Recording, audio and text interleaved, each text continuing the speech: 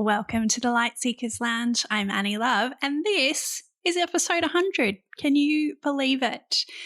Today on this episode, I'm going to have a conversation with my beloved husband, Ben.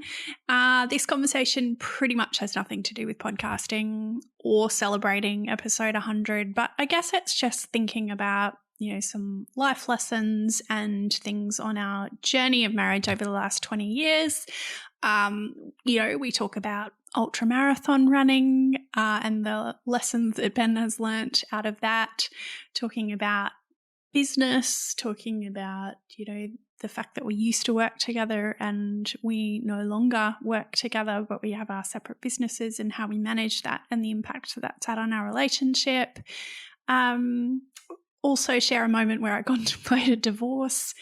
Anyway, we share all of the things in a very real, raw and honest conversation today.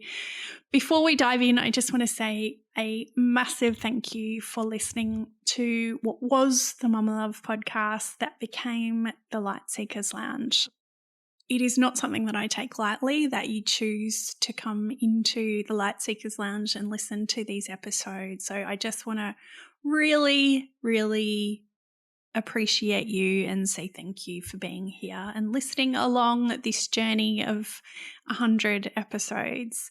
It absolutely means the world to me, so thank you. I also want to do a big shout out to my beloved VA MC, who has been along this journey of podcasting with me since the very beginning and produces all of the episodes and deals with my last minute requests, and I couldn't have done it without her, so really appreciate her support. Thank you, and I hope you enjoy episode 100. Hello, fellow seeker of light, and welcome to the Light Seekers Lounge. I'm Annie Love, and I'm a certified coach for incredible humans who want to build wholehearted businesses. I help them master their mindset, create simple strategies, and take meaningful action towards their goals in a soul-nourishing way that honours their business, their family, and most importantly, themselves. I'm also a wife and a mum to 3 gorgeous boys. Our parenting journey has been, a bit of a roller coaster. And while our family has navigated some pretty tumultuous times, I've learned just how important it is to keep seeking the light and the joy. Even in the midst of darkness, I believe that we can find light on the other side, even if the landscape is different to how we expected it to look. Here in the Light Seekers Lounge, we're going to share stories and conversations about how we create our best life, even when things feel hard. Thank you for being a light seeker with me. I am so glad you're here. Now, let's get on with the show.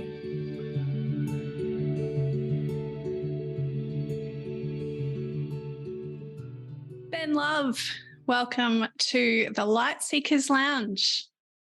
It's about 95 episodes since you were on the podcast. Welcome back. Thank you. Great to be here.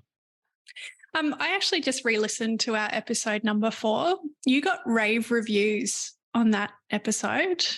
Let's hope you can live up to expectations on this one. I'm actually blown away that it was episode 4 and the podcast is now up to episode 100. Yeah. That is a significant amount of water under the bridge. It is, isn't it? Well, I did just re-listen to it and I thought it was really interesting because we recorded that back in May of 2020 and, which is early months of the pandemic. And I realized just how much has changed for us probably and the world in the last 3 years. So, you're not gardening or building pallet furniture nearly as much as you were back then. Our boys were 10 and 12 at the time, and they're now definitely into teenage years, 13 and 15. I am no longer working in our IT business. We've moved house. I actually think we were living our best introverted lives back then, weren't we? Yeah, I kind of enjoyed lockdown. Am I allowed to say that? I know a lot of people did it really tough. Yeah. There is absolutely no doubt about that. I've still got friends and colleagues in Victoria, in Melbourne in particular, who I think are still recovering.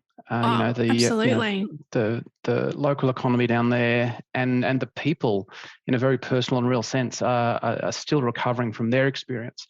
I think here in Queensland, we dodged a bullet. I think we got off really lightly compared to other people. But yeah, I personally really quite enjoyed the lockdowns. They suited me well. Yeah, we were very lucky up here in Vegas. In fact, you and I have only just had our first bouts of COVID since, ever. Ever. We avoided it for quite a while. Yeah, thought we were immune, but apparently not. Anyway. So today we are celebrating the 100th episode of the Light Seekers Lounge podcast. So thanks for being here with me. Congratulations. That's a hell of a milestone. It is. Do you think did you ever think that I would be that, consistent with podcast?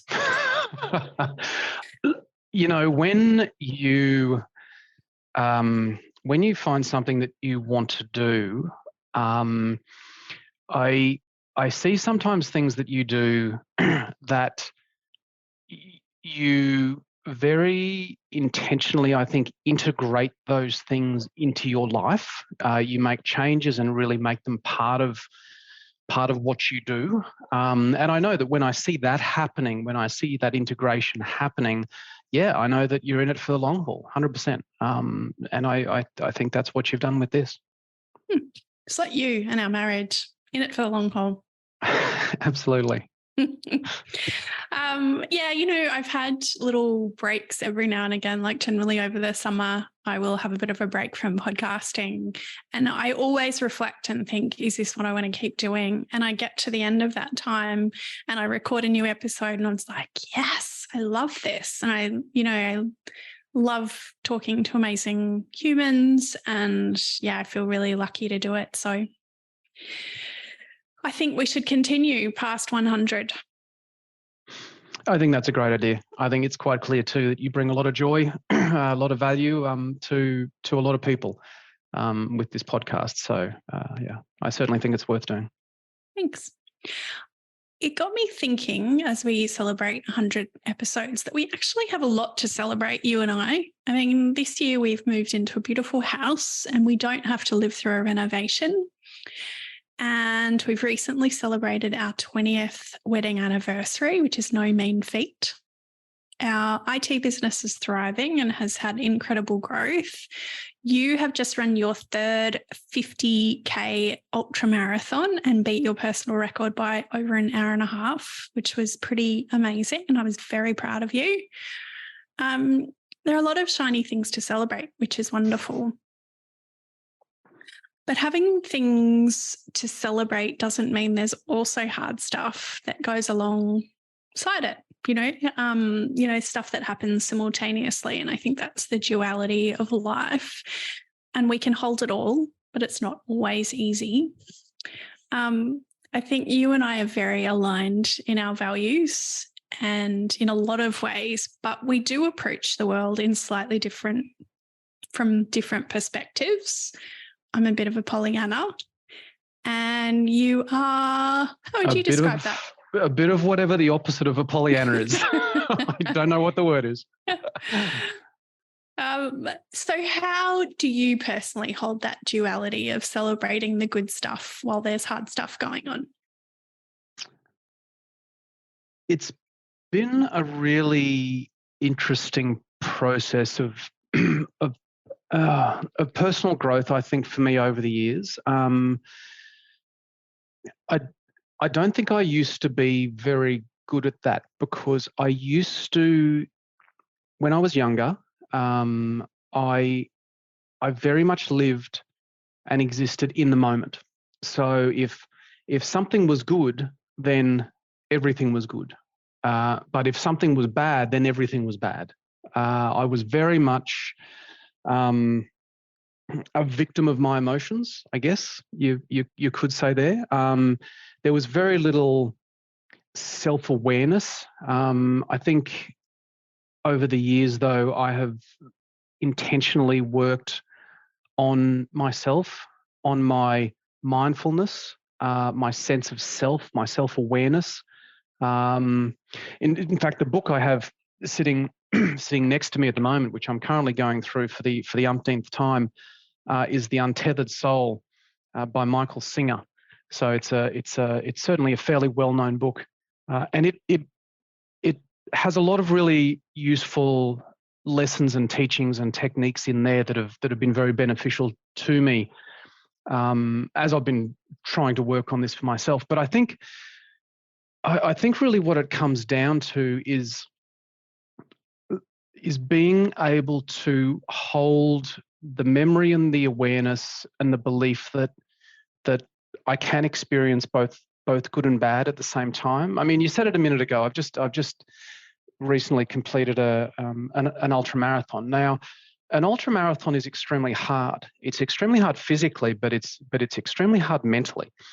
There are times on that where, you know, there can be a huge amount of self-doubt.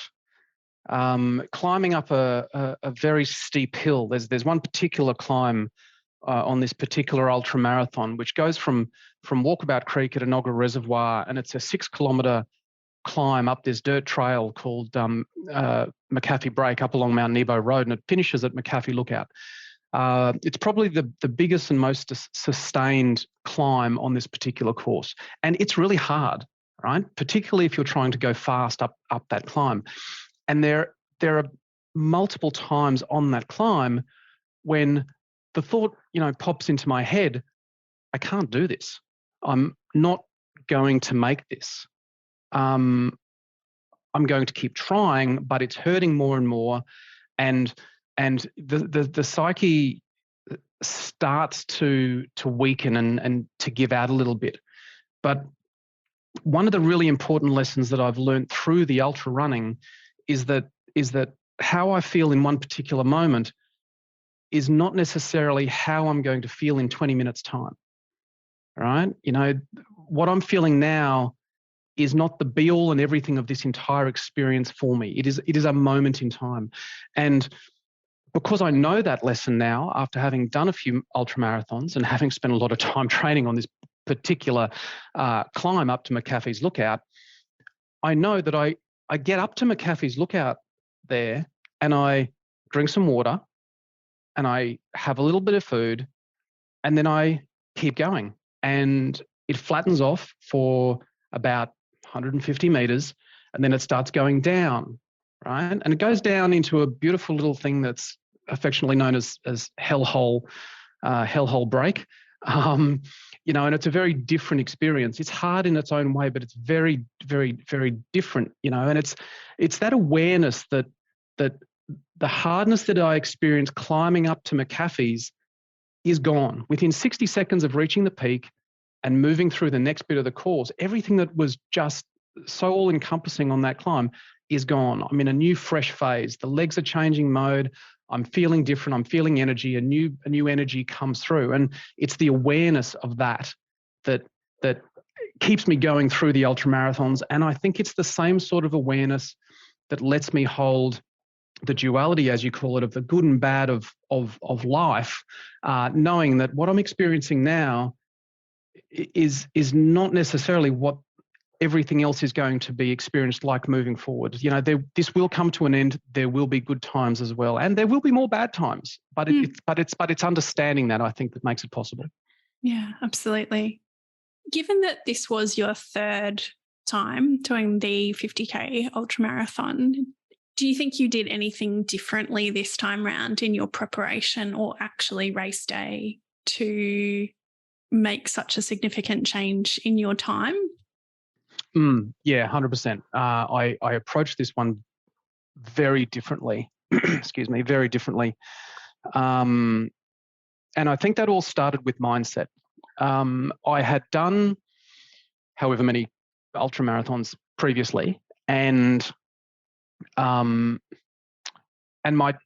time over 50 kilometers was really remarkably consistent, to be honest. You know, across all of those, I'm very much a back-a-pack runner, right? I'm not a fast runner. I just grind it out and I get it done. So my previous record was was 10 and a half hours. One of the key things that I'd done on the previous events too is that a lot of my training, probably most of my training, I think, had actually been very social, right? I had a group of people who I really love spending time with, and who were also looking at doing these events. So we trained together, and it was hugely beneficial doing that because we got each other through. You know, we made sure that we showed up for training when we'd committed to training. We worked through the training program that we'd agreed we were going to work through and held each other accountable to that. And on the day, there's this saying with ultra runs, which is the pain cave, right? You will fall into the pain cave at least once, probably multiple times, over the course of any endurance event. And when you're in the pain cave, your muscles are hurting, your energy is down, your mindset starts to fail you, and things just become really, really difficult. Now, when you're doing these events with somebody by your side, you're normally not in the pain cave at the same time. So there were times there where I was in the pain cave and my running buddies would get me through, right? But come on, Ben, we're still going, we're doing this, here's the pace we're holding, etc. And we'd get it all through, right? And it was hugely beneficial for that to happen. But the other interesting thing that happened is that, and this is just by virtue of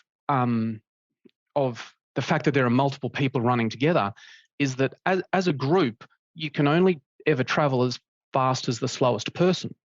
Okay, I think it's all such a fantastic example of that old saying, which is that if you want to go fast, go alone. If you want to go far, go together. Now, for the first handful of ultras that I did, I had no intention of going fast. I just needed to go far, right? I just needed to work out how on earth I was going to get from A to B over the course of this. And that's what we did. And it was hugely effective. What I wanted to do differently on this last one, though, is that I wanted to go fast, right? And so what that meant is that I needed to be setting my own pace. I needed to hold myself accountable at every step of the way here. And I needed to be able to push myself through the hard bits, but I also needed to be able to celebrate and revel in the good bits, right? So when everything was going well, I needed to be able to run at top speed, right? But when things weren't going well and I was in the pain cave, I needed to have the fortitude to grind that out by myself and get through it until I came good again and could power on in a better state of mind. So that was the main difference with this one. In terms of my time out there training, my time actually on the trails, I was doing that bit by myself. I was doing the work by myself. I will make the point, though, that I was not on this journey by myself, because I had these same people who were supporting me, right, and encouraging me on. They just weren't out there running with me, right? They were talking to me, they were chatting with me on the apps, and they were doing all the things. I also had people who are very experienced at these ultras, far more experienced than me, who were mentoring me through this, right? Who were there helping me with how do I train better? What do I do in these situations? And really pushing me through. So in no way was this a solo effort. But when I was actually out there running, I was setting my own pace. I was not working to the group's pace. A lot of life lessons in that running business, isn't there? There absolutely is. I think I could write a whole pile of, kind of mildly infuriating LinkedIn posts about the leadership lessons learned running a 50-kilometer ultra marathon or something. Yeah. You're totally right. There was 4. You did 3 guzzlers and 1 UTA. Sorry. UTA down in the Blue Mountains with you, because you did the same event down there. Yeah, just half the distance. Less than half the distance, but thank you for acknowledging that. That was hard. There are a lot of steps.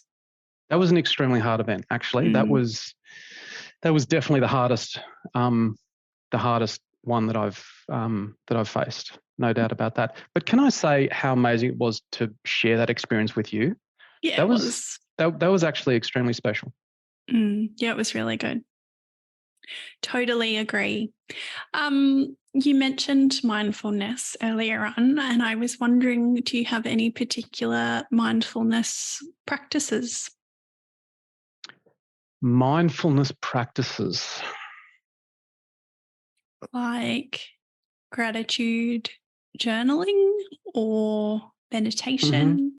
Yeah, look, gratitude is, I find, is extremely important. I don't, oh goodness, do I have any specific practices? Look, I probably do, to be honest. I find that I find gratitude is an extremely good antidote for anxiety.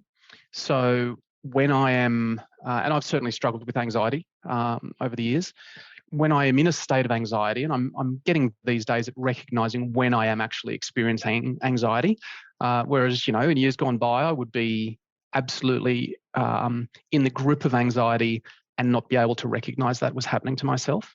These days when I can see that anxiety is coming, I do actually very, very intentionally and actively journal. And a big part of it is gratitude.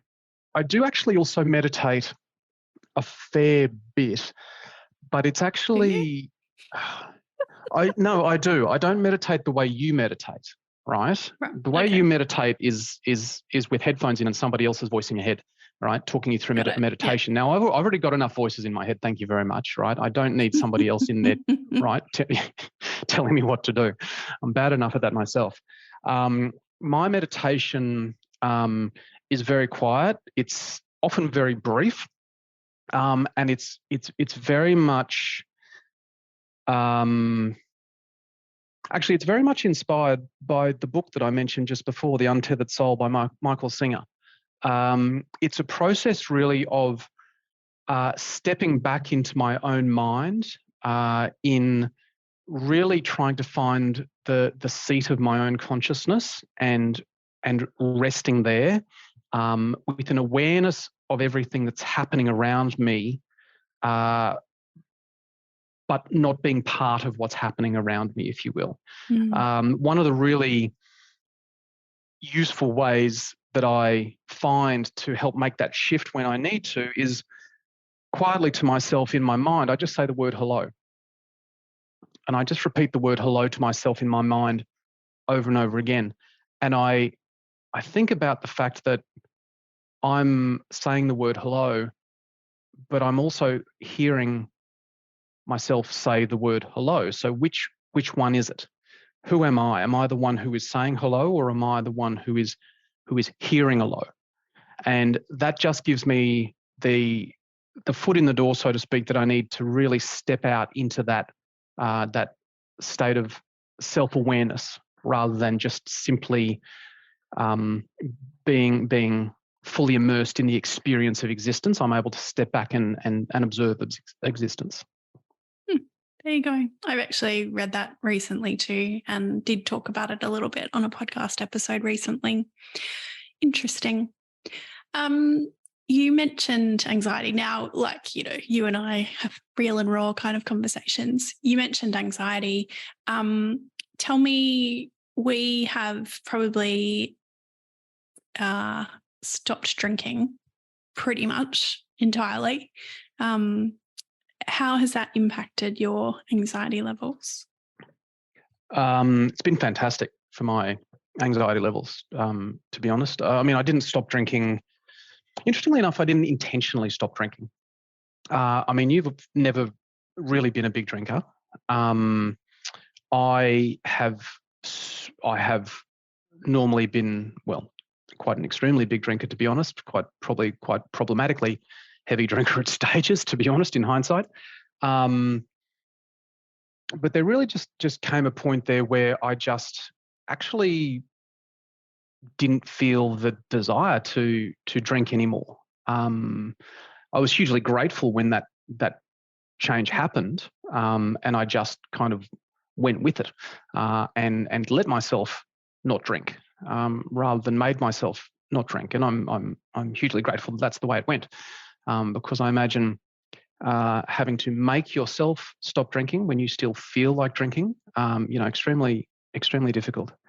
But in terms of the anxiety, it has absolutely helped with that. I think looking back on it, alcohol really can exacerbate, in my case, This may not be the case for everybody, but it certainly exacerbated my anxiety significantly. And of course, the trap is there that when you're feeling anxious or worried or what have you, then what better way to calm down and take your mind off it than to have a drink? So you have a drink and you get the benefit of that for the short term, but then in an hour or 3 hours or whenever, whatever the timing is for me, normally 3 a.m. on the dot, I could almost set my watch for a number of years there for my 3 a.m. wake up and worry session. I call them the 3 a.m. terrors. And that's when the anxiety comes back, and it comes back far worse than it would have been because of that alcohol. Mm. I think it's made such a big difference in our lives. I mean, I probably, like you said, have never been a big drinker, but I probably did drink to keep you company. And that it does have such an impact on sleep and then how you feel the next day. And yeah, it's just been so different. I feel like for us, there's been a lightness of it's just not something we think about anymore, as well as I guess not something we really spend money on anymore. Yeah, it's been interesting, I think. And like you said, it's not we just, said we're not allowed to anymore. And there is the occasional, if we're out at a celebration or something, might have a glass of Prosecco or certainly no hard and fast rules, but it definitely made it easier that it seemed like a natural evolution for us. Yeah, absolutely. I don't actually consider myself to be a non-drinker. Like I don't think that I don't drink. So I'm quite comfortable and happy having a drink. If the situation is there. But even then I find myself, I might have one drink, one glass of wine, for example. And it would be rare these days that I have any taste for a second. Interesting. Slight pivot in the conversation. One of the things that has changed for us in the last few years is that I'm now working in the coaching business, full-time, whatever full-time means, and no longer working in our IT business, which was a process. And was just wondering how that transition has been for you. How do I say this without making it sound like I'm glad you're gone? You're allowed. It's okay. I'm not offended. No, look, I'm not glad you're gone. But I will say that the time was right. The time was right for the business to be able to move on without you, to not need you anymore in certain capacities. The time was right for you to move on to what was next for you in terms of your journey. So look, I think the time just felt right from a number of different directions and for a number of different reasons. I think we're extremely blessed to have the flexibility that we do, to have allowed it to happen the way that it has, because we were able to make it a bit of a phase out over a period of time, and that worked out very well.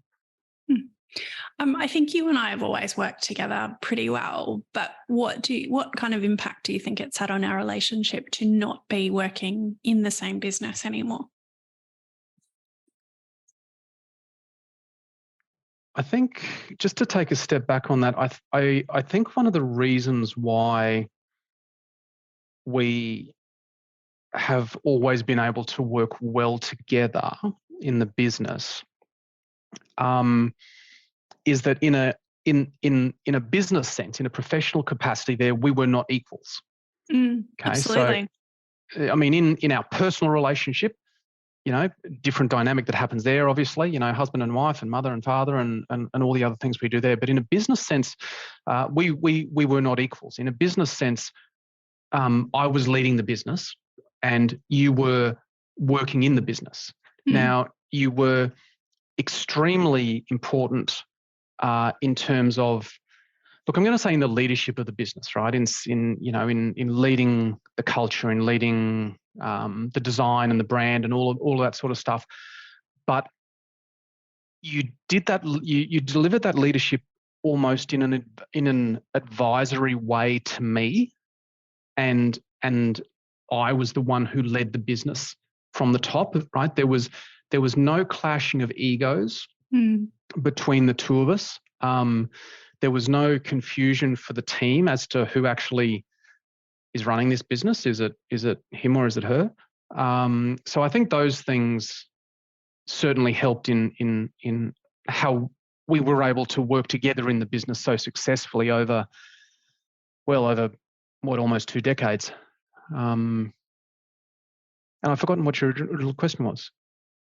I just said, what sort of impact do you think it's had on our relationship to not be working together anymore? Yeah, okay. So I actually don't think it has changed our relationship much at all. To be honest, I think it's changed you, right? I think you following your passion and being able to direct all of your energies into your own journey has been amazing to watch, right? To watch you follow that path and grow all of that. So I think that's been fantastic and wonderful to watch. But I don't know. What do you think? Do you think it's changed our relationship at all? No, I probably would say that, and I absolutely agree when you say that we weren't clashing egos in the business. And it's probably one of the pieces of advice that I would, if I was giving advice to anybody that worked together or starting a business together, like having those really separate roles makes such a big difference, and having that clarity around what you both bring, because I think that clash of, who's actually the boss would make a big difference. But I probably, from my perspective, I always felt like I was just wearing a lot of hats all the time. So, as the parent, the wife, the lover, the marketing manager, the whatever, and not necessarily bringing 110% to anything that I was doing. And there was a sense of guilt for me if I was working on my business. I felt like it was taking away from working on the IT business, or, it's almost like you have to clarify which hat you're wearing when you're having a particular conversation. And so I guess in not having that as anymore, not working in the IT business, you and I can come and have great conversations around each business. And I don't feel that sense of guilt that I'm not bringing what I need to be bringing. Yeah, I think that's a really valid point. I do remember leading up to when you fully left the IT business and fully stepped out of that. So can we just, when you packed up all of my things, put them in a box and told me you needed my desk? Anyway, well, it came a point you just felt like you just needed that little bit of a nudge to commit to the new journey that you'd already started on. So I stand by my decision to give you the very loving and supporting nudge that I did. There was certainly a period leading up to that, though, where, from my perspective, it did feel like you were building your new business in secret, and you didn't want to tell me about it, and you didn't want me to be part of it, and it was kind of behind closed doors, and you got defensive and squirrely whenever I asked about it. And I can see now, I understand now that it is that guilt that you felt. It was those conflicted loyalties, and how you felt like you were probably letting me down, or letting the team down back at the office or something, because you were working on your own business. Of course, at the time, I was trying to encourage you to do that as much as possible, and I desperately wanted to talk to you about how your new business was going and all of this sort of stuff, but there was a funny period there where yeah, that was fairly conflicted, I remember that stage. Yeah, I think it's working much better these days. I think it is too. I think it's And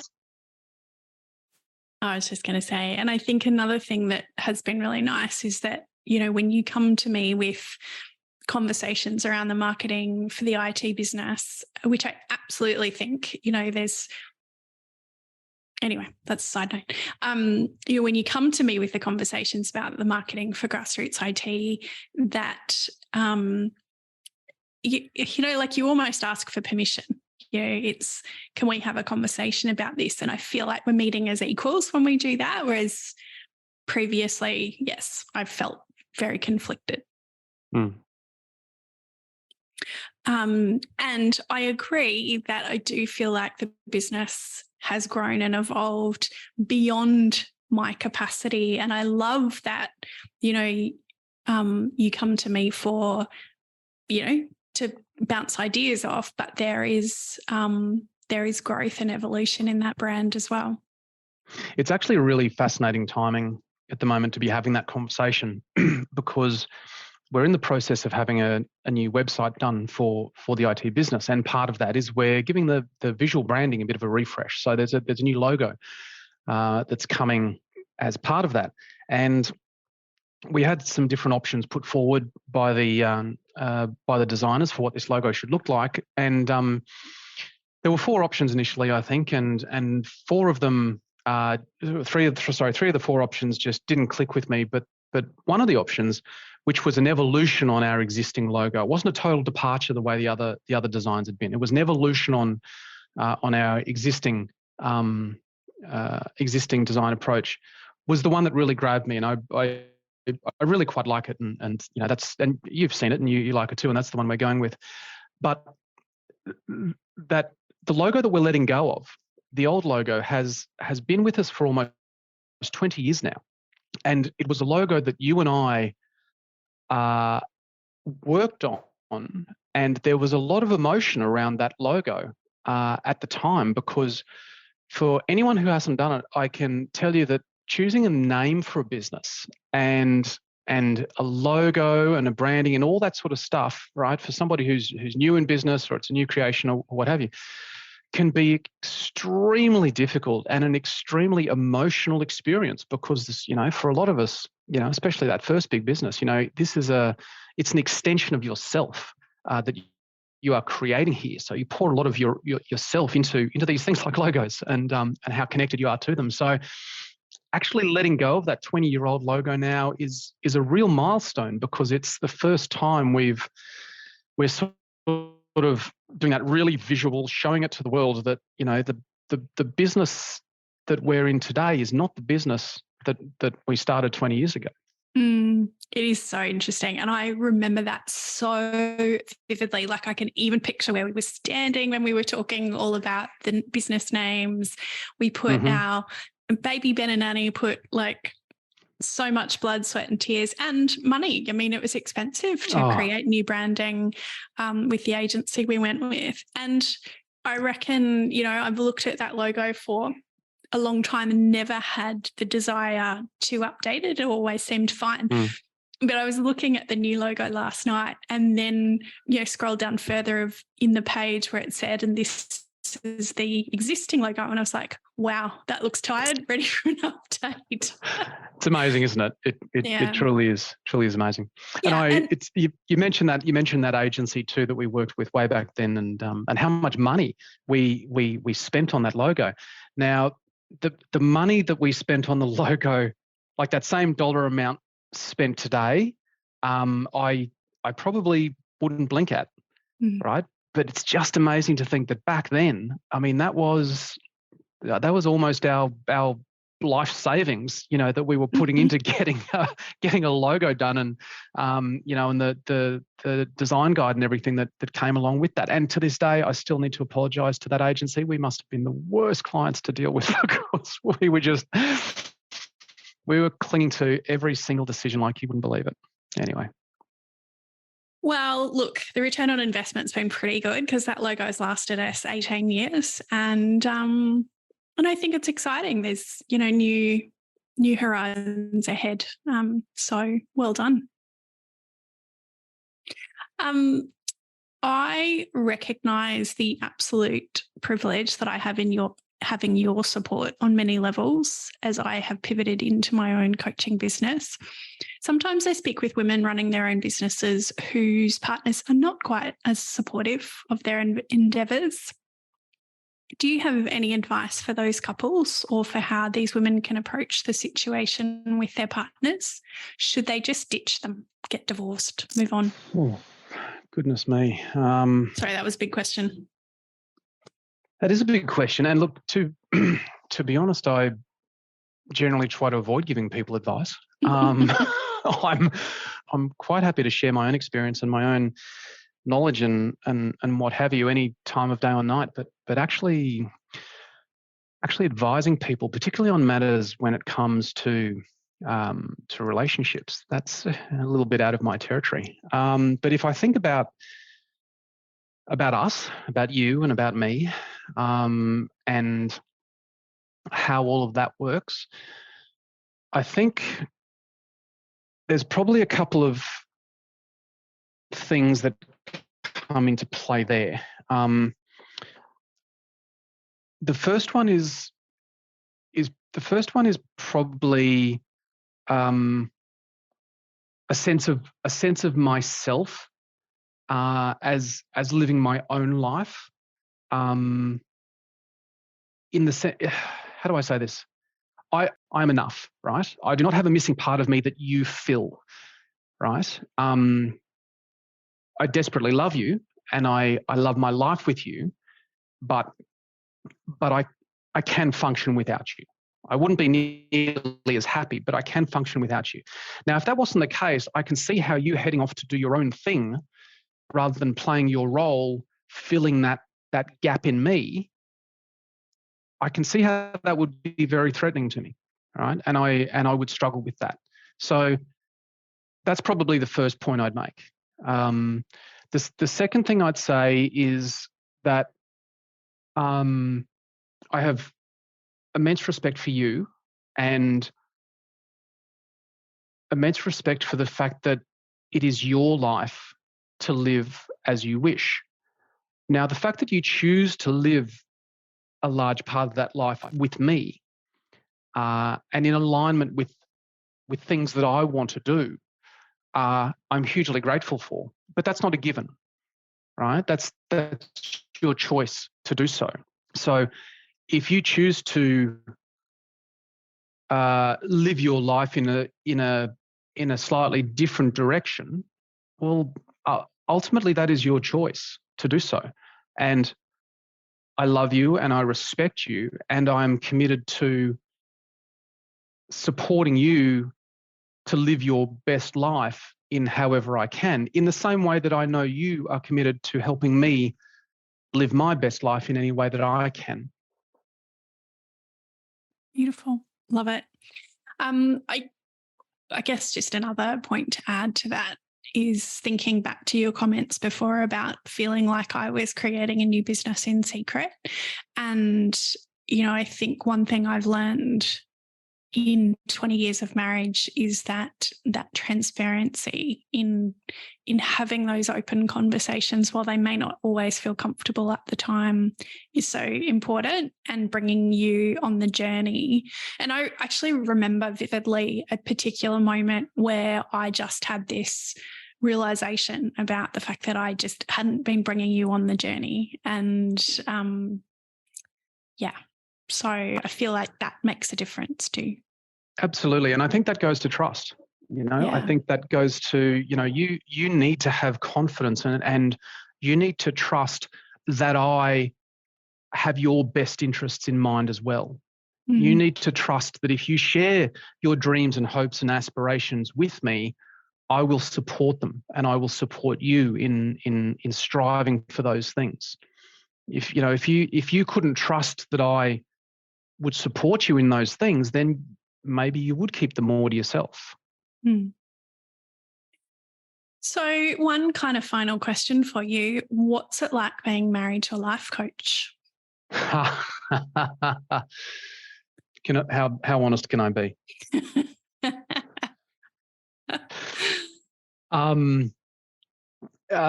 These days, fantastic, right? I actually am hugely grateful. There you go. We were talking about gratitude earlier on. I'm hugely grateful for your wisdom and for your training as a life coach to be able to pull together all of the different threads of your life's experience, of your personality, of your intellect, of everything into such a cohesive